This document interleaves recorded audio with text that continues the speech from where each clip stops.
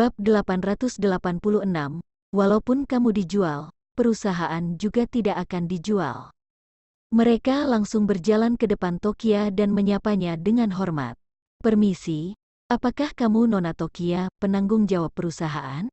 Aku Arthur, seorang penyanyi, ingin bekerja sama dengan perusahaanmu. Nona Mashita, tolong pikirkan itu. Aku Levin, seorang aktor.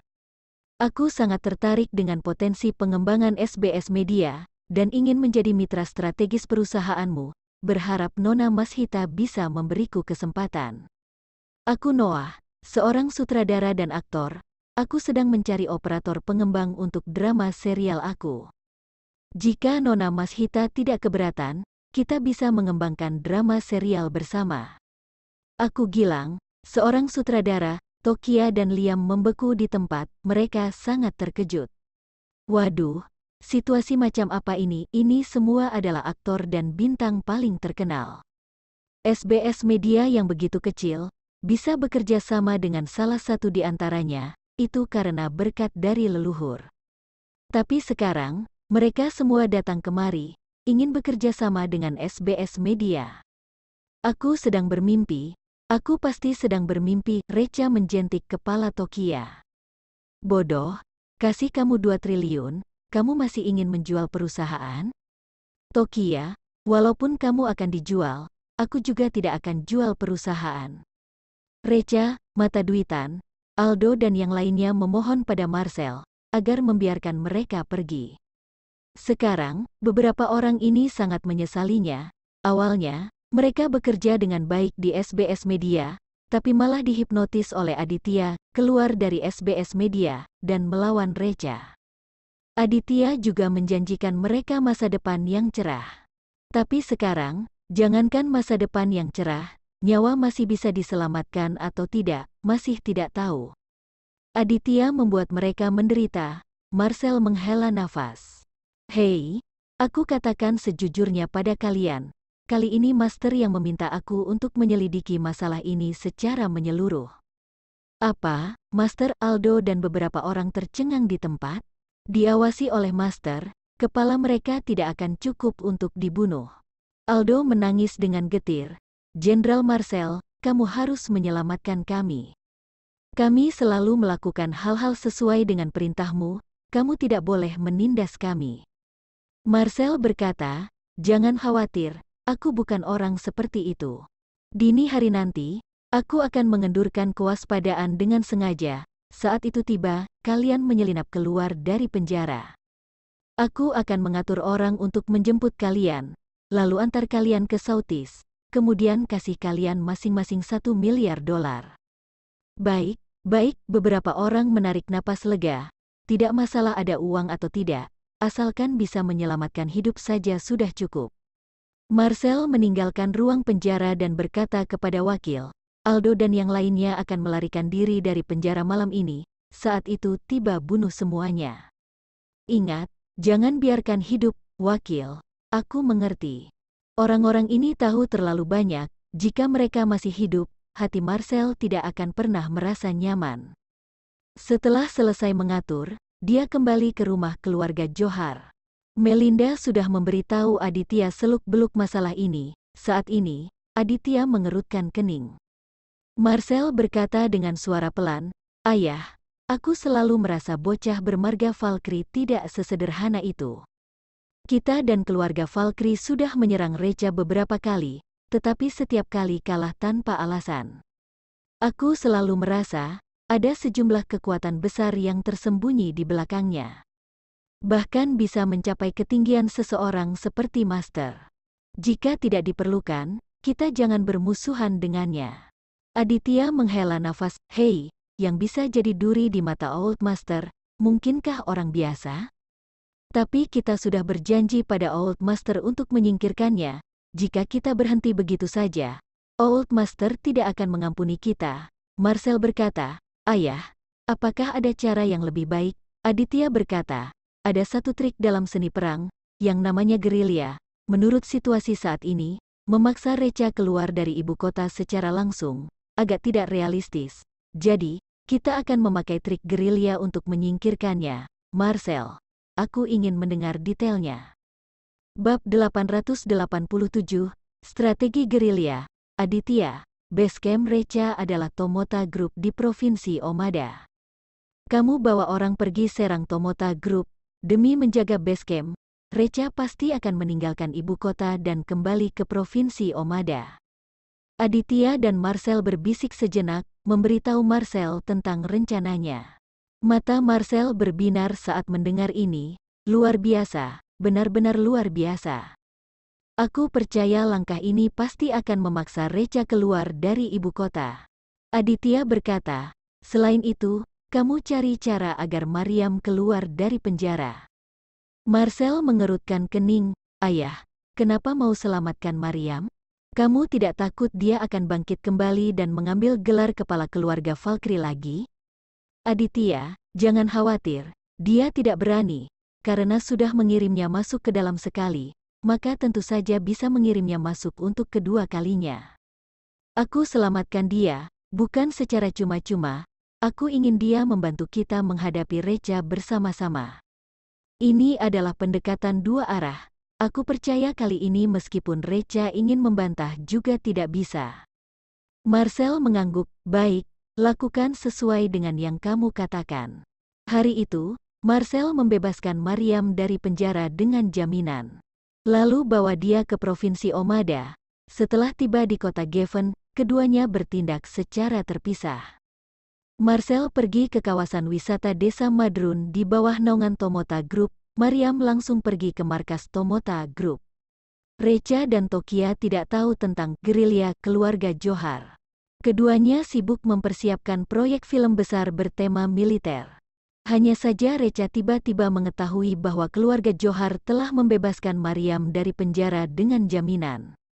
Ini membuat dia sangat bingung, dalam hati berkata, apa jangan-jangan hati nurani keluarga Johar tersadarkan, dan ingin mengembalikan keluarga Valkyrie kepada Mariam? Tapi masalah ini, bagaimana memikirkannya, bagaimana membuatnya tampak lebih sederhana? Recha juga tidak memikirkannya dengan cermat, tidak peduli Mariam dilepaskan atau tidak, bagaimanapun juga, cepat atau lambat dia akan mengendalikan keluarga Johar, dan keluarga Valkyrie juga hanya masalah sepele baginya. Dia tidak akan pernah membiarkan Mariam mengambil alih kekuasaan keluarga Valkyrie lagi. Penanggung jawab kawasan wisata Desa Madrun adalah Nona Rahel dan Dakota. Namun, orang tua Nona Rahel sedang sakit, jadi Nona Rahel menemani kedua orang tua melihat dokter. Sekarang hanya Dakota sendirian yang bertanggung jawab atas kawasan wisata. Sekarang adalah musim liburan yang sepi. Dalam sehari hanya ada beberapa orang yang datang untuk berlibur. Dakota juga jarang bisa santai. Begitu dia santai, dia mulai memikirkan musim semi, merindukan pahlawannya dan menantikan masa depan yang lebih baik. Saat sedang memikirkannya, ada seseorang yang tiba-tiba muncul di depan pintu. Pundak pemimpin bahkan ada bintang, tampak jelas adalah seorang jenderal. Itu adalah tim Marcel. Dakota gugup dan bingung. Sekarang bahkan jenderal pun begitu santai, masih memiliki pemikiran untuk membawa tim keluar untuk berlibur? Mungkinkah mereka kenal dengan pahlawanku? Dia buru-buru menyambutnya dan membuka pintu. Dakota bertanya dengan penasaran, maaf bertanya, kalian itu bagian yang mana? Datang ke tempat kami ini untuk berlibur, Marcel berkata dengan acuh tak acuh. Kami dari militer daerah Midgard, datang ke sini untuk memeriksa pekerjaan. Dakota bahkan lebih bingung, jenderal dari militer daerah Midgard datang ke Provinsi Omada untuk memeriksa pekerjaan, ini agak sedikit konyol. Tapi dia tidak berani menimbulkan perasaan tidak puas, kemudian buru-buru mengundang mereka masuk. Marcel melirik sekilas dan berkata, Urn, gunung hijau dan air bening, benar-benar tempat bersih yang bagus dan indah. Kalian siapa yang bertanggung jawab atas tempat yang indah ini? Bawa kami pergi berkeliling. Dakota buru-buru berkata, aku, Marcel. Siapa namamu? Dakota. Namaku Dakota. Marcel mengerutkan kening. Bukankah penanggung jawab tempat yang indah ini bernama Rahel, kakak angkat Recha? Awalnya, dia ingin menyerang Rahel untuk memaksa Recha. Namun, menurut data dokumen, Dakota ini tampaknya memiliki hubungan yang baik dengan Recha dan Tokia. Kalau begitu, serang dia saja. Bab 888, Dakota yang menjadi sasaran, Marcel berkata. Baik, kamu bawa kami berkeliling di sekitar Dakota buru-buru menyetujuinya, mungkin saja bisa tahu berita tentang pahlawannya dari mulut mereka. Dakota membawa mereka berkeliling di sepanjang rute wisata. Namun, Dakota menemukan orang-orang ini hanya sibuk bergegas dalam perjalanan, tidak memandang pemandangan indah di kedua sisi. Dakota memperkenalkan keseluruhan wilayah ini kepada mereka, dan orang-orang ini juga mengabaikannya, seolah-olah mereka tidak peduli sama sekali. Orang-orang ini benar-benar aneh. Dakota juga menghilangkan niatnya untuk mencari tahu tentang pahlawanku. Diperkirakan mereka juga tidak akan peduli dengan pertanyaannya ini. Berjalan ke tempat terpencil, Marcel tiba-tiba berhenti. Dakota bertanya dengan penasaran, kenapa tidak jalan? Marcel, aku lelah. Istirahat sebentar. Dakota, aku sebagai perempuan, bahkan wajah tidak terlihat merah, napas juga tidak terengah-engah. Kalian sekelompok orang yang menjadi tentara ternyata bilang lelah dan ingin istirahat. Benar-benar sekelompok orang yang tidak berguna, jadi pembawa sepatu untuk pahlawanku saja tidak pantas. Semua orang duduk di lantai, Marcel bertanya, di dalam tempat yang indah ini, aman tidak? Dakota berkata, tentu saja aman, semua binatang buas di tempat yang indah telah diusir, dan semua tempat dengan potensi bahaya keamanan juga telah ditangani secara khusus, jadi tidak akan ada bahaya. Marcel, maksudku bukan itu, di tempatmu ini, tidak ada bandit gunung atau perampok kan? Dakota tidak tahu harus tertawa atau menangis. Ini sudah zaman apa, bagaimana mungkin masih ada bandit gunung dan perampok? Marcel tersenyum penuh arti, itu belum tentu. Apa kamu benar-benar berpikir kami di sini untuk berlibur? Salah, sangat salah. Aku itu dengar orang bilang di sekitar sini ada bandit gunung dan perampok. Jadi aku datang ke sini secara khusus untuk menekan para bandit. Dakota tiba-tiba tidak bisa menahan tawa. Aku ini penduduk asli kota Midgar. Kenapa tidak pernah dengar tentang bandit gunung dan perampok? Kalian ini datang berlibur dengan alasan ingin menekan bandit. Mengambil kesempatan di saat Dakota tidak fokus, Marcel mengeluarkan ponselnya dan mengirim pesan. Aksi, 5 menit kemudian, sekelompok pria kuat bertopeng tiba-tiba bergegas keluar dan mengepung mereka. Di tangan orang-orang kuat ini memegang sebuah pistol, mengarahkan ke Marcel dan yang lainnya. Pemimpinnya adalah Dragon One Eye, dia meraung dengan marah. Semuanya, kedua tangan di atas kepala, jongkok di tanah. Dakota ketakutan, siapa kalian, bagaimana menerobos masuk? Dragon One Eye mencibir, hehe, Nona Mashita benar-benar hebat dalam berpura-pura bingung. Jangan bilang kamu tidak kenal dengan kami adalah bandit gunung di sekitar sini, dulu kita pernah bekerja sama. Wajah Dakota memucat, omong kosong, aku sama sekali tidak kenal dengan kalian. Marcel mengutuk dengan kejam, Dakota, kamu ternyata berkolusi dengan bandit gunung, pantas mati. Sepertinya kali ini kita datang tepat sekali. Dakota panik dan berkata dengan tidak jelas. Mereka omong kosong, di tempat kami ini dari dulu belum pernah ada bandit gunung. HMPH, nanti baru selesaikan masalah ini denganmu. Marcel mengutuk dengan suara rendah. Kalian dengar, kami dari militer daerah Midgard dan aku Mayor Jenderal Marcel. Aku sarankan kalian dengan patuh lemparkan senjata kalian kemari dan menyerah. Yang mengakui akan ditindak dengan ringan, yang melawan akan ditindak tegas. Dragon One Eye mencibir. Hehe, tidak peduli kamu itu Mayor Jenderal atau Laksamana. Bagiku, kamu adalah budak. Lemparkan semua barang berharga di tubuh kalian kepadaku. Jika uangnya tidak cukup, maka hanya bisa ditebus dengan nyawa kalian. Marcel segera memberi perintah. Jika Bukit Hijau masih ada, tidak takut kayu bakar akan habis. Lempar semua barang berharga, menyelamatkan nyawa lebih penting. Bab 889, Dakota dalam bahaya, kerumunan bergegas menurutinya.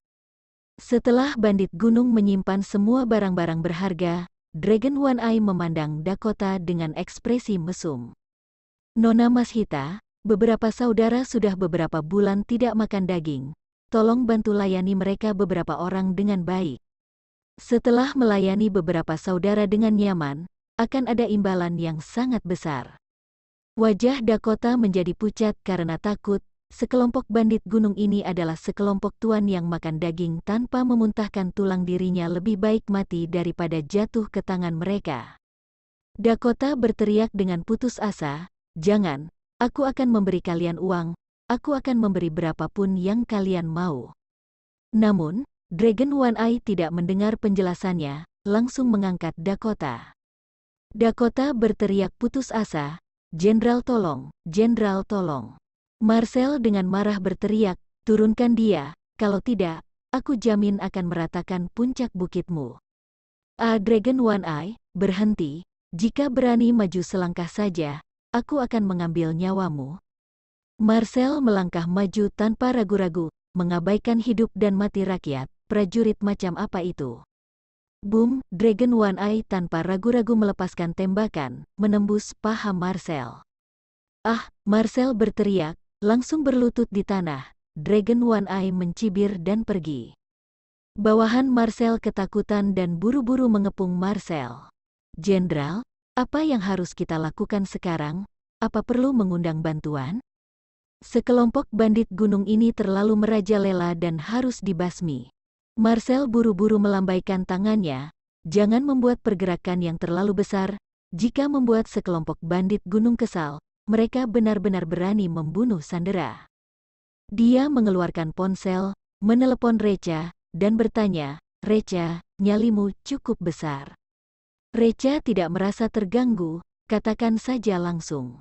Marcel menggertakkan giginya dan berkata, "Aku sudah lama mendengar bahwa ada bandit gunung di sekitar kawasan wisata Desa Madrun. Kali ini, aku memimpin orang kemari untuk menyingkirkan bandit gunung." Tidak diduga, sekelompok bandit gunung itu berkolusi dengan kawasan wisata Desa Madrun. Di bawah perencanaan mereka, kami dirampok dan aku tertembak. Hanya saja, rencana manusia tidak lebih baik dari rencana Tuhan. Penanggung jawab kawasan wisata, Dakota, karena pembagian barang rampok yang tidak merata, menyebabkan pertikaian, lalu diculik oleh bandit gunung. "Apa?" Recha tercengang. "Apanya berkolusi dengan bandit gunung? Apanya pembagian barang rampok yang tidak merata? Ini benar-benar omong kosong." Pikir dengan jari kaki saja sudah bisa tahu bahwa semua ini diatur oleh keluarga Johar. Mereka ingin menggunakan Tomota Group dan Dakota untuk memaksa dirinya dari ibu kota kembali ke Provinsi Omada. Setelah memikirkan segalanya, kenapa tidak terpikirkan ide bahwa mereka akan melakukan tindakan pada Tomota Group? Recha mengertakkan gigi, "Marcel, keluarga Joharmu pandai membuat rencana bagus. Aku bersumpah dengan nyawaku, jika rambut Dakota ada yang hilang sehelai saja, aku ingin keluarga Joharmu musnah dan tidak ada yang tersisa." Marcel merasa sedikit bersalah. "HMPH, aku tidak mengerti apa yang kamu bicarakan. Sekarang hidup Dakota ada di tangan bandit gunung, keluarga Joharku tidak bisa mengambil keputusan apapun." "Recha, tunggu saja, aku akan segera datang." Tokia langsung menangis saat mengetahui Dakota diculik. "Recha, kita harus bagaimana? Dakota ada di tangan orang-orang itu." Wu, aku tidak berani memikirkan konsekuensinya." "Recha, cepat, kita selamatkan Dakota." Recha dengan cepat menghibur. "Tokia, jangan khawatir, keluarga Johar itu ingin menyerang kita, jadi tidak akan menyakiti Dakota. Serahkan padaku, aku pasti akan membawa Dakota kembali kepadamu secara utuh." Namun, Tokia tetap bersikeras ingin pergi. Pada akhirnya, di bawah bujukan Recha yang berulang kali, Tokia hanya bisa setuju untuk tetap tinggal dan menunggu berita. Recha melompat ke dalam mobil dan bergegas menuju Provinsi Omada. Di tengah perjalanan, Recha membuat sebuah panggilan telepon. Bab 890, Pasukan King of Wolf berkumpul. Lonely Wolfie, pimpin orang-orang distrik militer Provinsi Omada, kumpul di sekitar kawasan wisata Desa Madrun. Greedy Wolf, pimpin orang-orang militer daerah Midgard, kumpul di kawasan wisata Desa Madrun di Provinsi Omada. Lone Wolf, bersiaplah. Setelah panggilan telepon, Recha mengungkapkan niat membunuh. Awalnya, hanya ingin menggelapkan properti keluarga Johar. Tidak disangka, mereka berulang kali membuatnya hilang kesabaran. Baiklah, kali ini dia akan membuat keluarga Johar musnah. Segera, Recha bergabung dengan pasukan King of Wolf di sekitar kawasan wisata Desa Madrun. Lonely Wolfie, Lone Wolf, Greedy Wolf, dan Raja Snaki dari Barat Laut, Grandmaster pertama Clarity yang baru saja diberi nama Snaki Wolfie. Lonely Wolfie dan Greedy Wolf masing-masing memimpin tim yang terdiri dari 10.000 orang, pemandangannya megah dan spektakuler. Recha, Greedy Wolf, bagaimana dengan masalah yang kamu selidiki? Greedy Wolf, sudah diselidiki dengan jelas, di sekitar sini tidak pernah ada bandit gunung. Tetapi aku menemukan, saat Marcel meninggalkan militer, dia membawa 100 orang bawahannya. Tetapi yang ikut dia datang kemari, tidak mencapai 50 orang. Bawahan lainnya mungkin telah diatur Marcel untuk berpura-pura menjadi bandit gunung. Satu pukulan tinju Recha menghancurkan batu di sebelahnya. HMPH, menghasut tentara untuk berpura-pura menjadi bandit gunung adalah hal yang memalukan bagi tentara. Kali ini, harus dimusnahkan. Sudah selidiki di mana para bandit gunung itu tinggal? Greedy Wolf, di Gunung Tandus dekat kawasan wisata Desa Madrun, penduduk setempat menyebutnya Gunung Ero. Pergi, sekelompok orang itu beramai-ramai menuju Gunung Ero. Dalam perjalanan, Recha tiba-tiba menerima telepon dari Marcel. Marcel, aku sekarang di atas Gunung Ero, sedang bernegosiasi dengan bandit gunung, berusaha menyelamatkan Sandera. Kalau kamu datang, datanglah sendirian, agar tidak bawa terlalu banyak orang, dan mengagetkan pihak lawan. Jika pihak lawan menyakiti Sandera, kamu harus bertanggung jawab penuh. Recha, baik, dia menghentikan langkahnya dan menginstruksikan. Biarkan pasukan besar diam-diam mengepung Gunung Ero, dan jangan sampai ketahuan oleh siapapun. Kalian beberapa orang, ikut aku ke gunung secara diam-diam, dan secara diam-diam musnahkan bandit gunung di sekitarnya. Setelah memberi pesan, Recha berjalan menuju Gunung Ero tanpa ragu-ragu. Setengah jam kemudian, Recha mendaki Gunung Ero. Segera, seorang bandit mengambil kendali Recha dan membawanya ke sebuah gua. Di dalam gua, Marcel sedang menghadapi Dragon One Eye dan suasananya sangat menegangkan. Luka tembak di kaki Marcel sudah dibalut perban tetapi masih berdarah dan menodai celananya hingga menjadi merah. Dakota diikat ke sebuah pilar batu, wajahnya penuh keputusasaan dan ketakutan, menggigil seperti anak kucing yang ketakutan. Dakota menemukan Recha, dan segera meraung histeris. Recha, cepat pergi, aku tidak ingin kamu menyelamatkanku. Jika kamu mati, Tokia akan sangat sedih. Aku tidak ingin merasa bersalah seumur hidup dan tidak mau Tokia sedih. Recha menarik napas dalam-dalam. Dakota, ingat ini. Aku menyelamatkanmu kali ini, di masa depan kamu tidak diizinkan untuk terus menyerangku dan menghinaku lagi. Dia benar-benar kesal karena dihina oleh Dakota. Dakota ingin menangis, sekarang sudah di situasi seperti ini dan kamu masih terus bicara omong kosong. Aku peringatkan kamu, jika kamu mati selangkah lebih dulu dari Tokia, aku tidak hanya akan menyerangmu, tetapi juga menghancurkan mayatmu dan memberikan makan kepada anjing. Diam, Dragon One Eye menjadi tidak sabar dan meraung dengan marah. Hari ini kalian berdua harus mati, Marcel berkata. Dragon One Eye, kita barusan sudah sepakat, jika Recha bersedia keluar dari Midgard dan berdiam di Provinsi Omada selama sisa hidupnya, kamu akan melepaskan kami pergi dengan selamat. Apakah perkataanmu masih bisa ditepati?